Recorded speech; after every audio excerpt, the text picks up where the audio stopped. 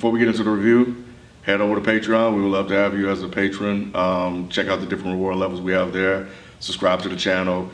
Check out Is the Mic Still On podcast. We're still dropping dope content over there. With me, the 430, BZ430, and Mike C-Town. Make sure you subscribe to this channel too on YouTube and as well. Become a patron too for Mike. Mike got his patron stuff. Oh yeah, that's right. That's right. That's right. You know, looking talk out. about it. Talk about it. Right, man. Yeah, I'm straight too. I travel all the time, bro. Dead in Hip Hop, Tanya Morgan, You Get What You Pay For, album review. It's been 2 years since Tanya Morgan put out an album. I think it's been 2 years. 4 Four? years, yeah. Rubber Souls was 2013? Yep. Okay. Thank you, BZpedia. So yeah, it's been a minute since they put out Rubber Souls. And then they put out, of course, obviously, they dropped this album. Tanya Morgan has been putting out music for a minute, like, yeah, for a long ass time.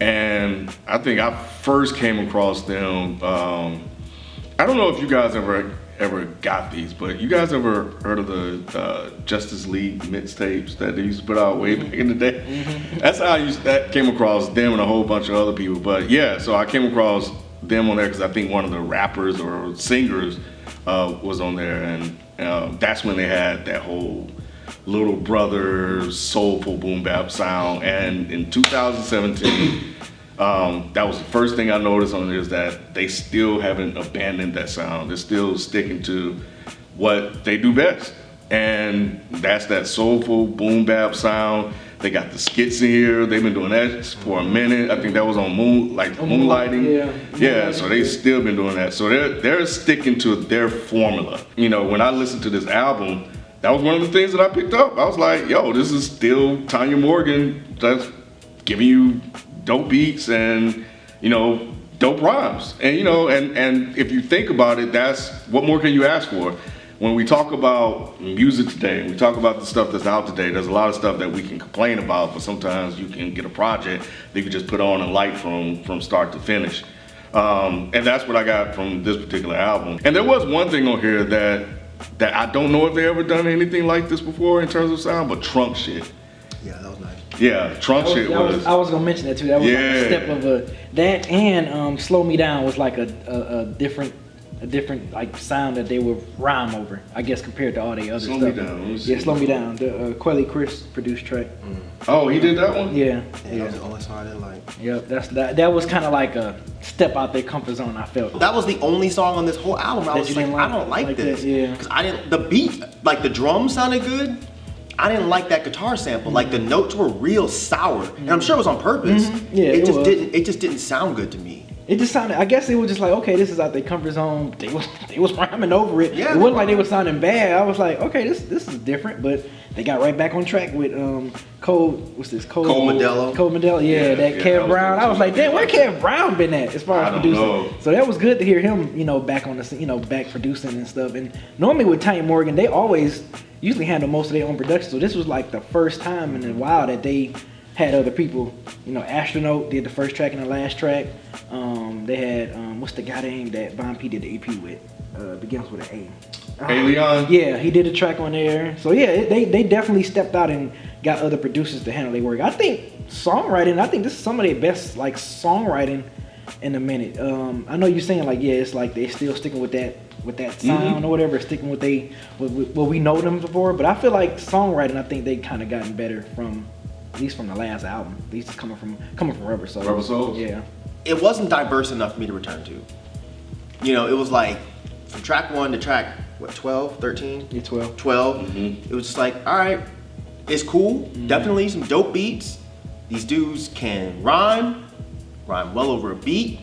They sound good, but that was kind of all I pulled from it. And I don't know if it's just from listening to so much hip hop that my mind is just like, no, I need something different or something. I don't want to say something more, but something more.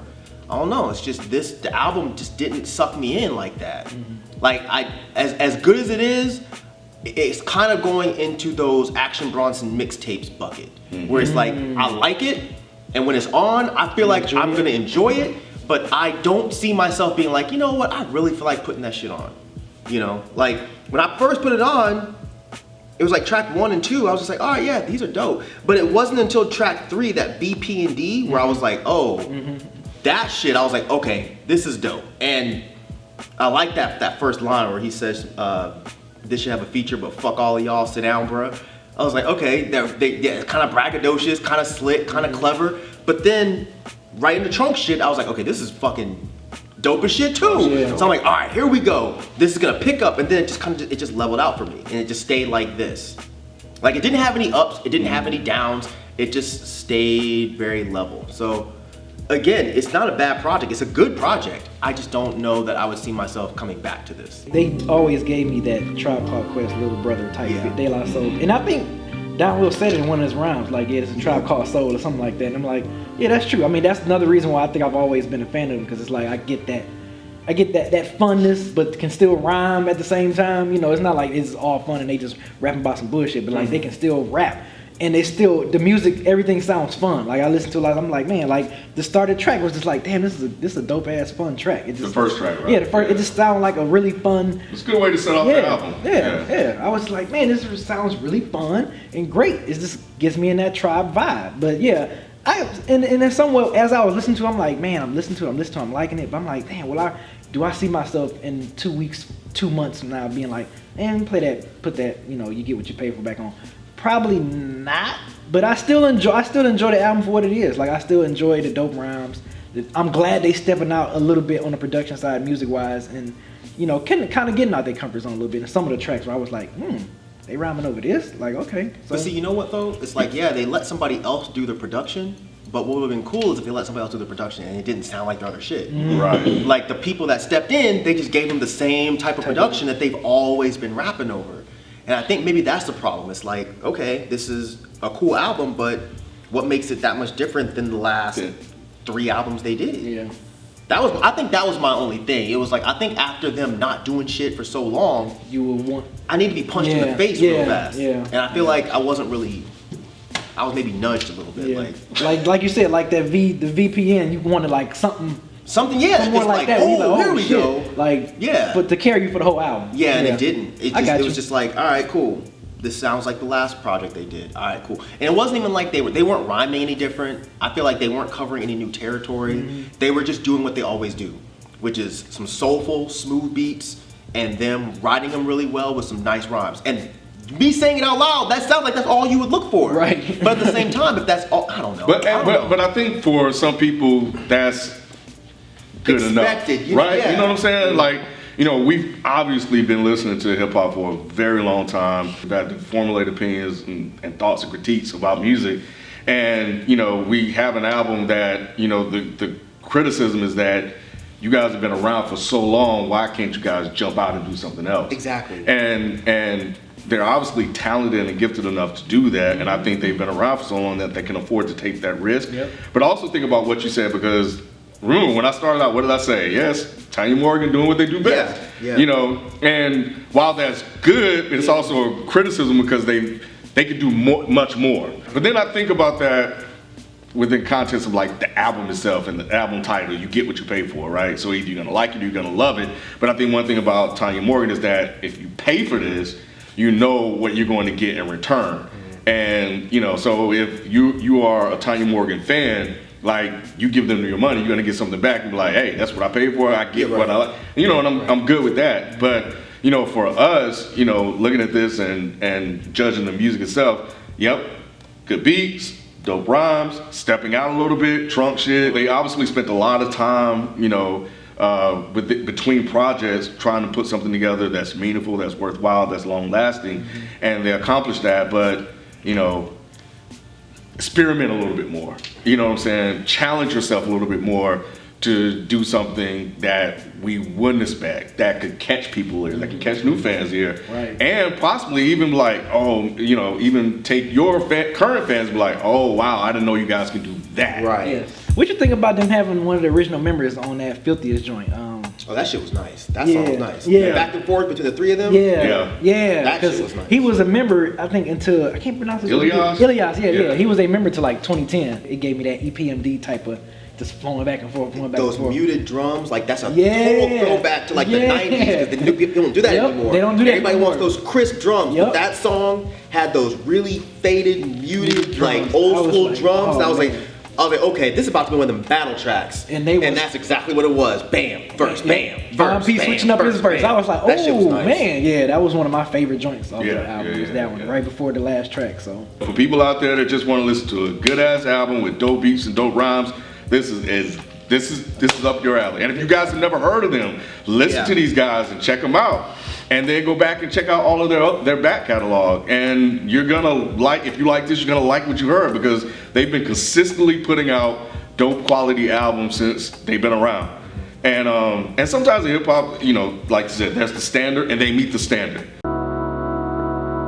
Yeah, my favorite tracks are Started, Trunk Shit, Filthiest. I like Cole Modelo too, I thought that was cool.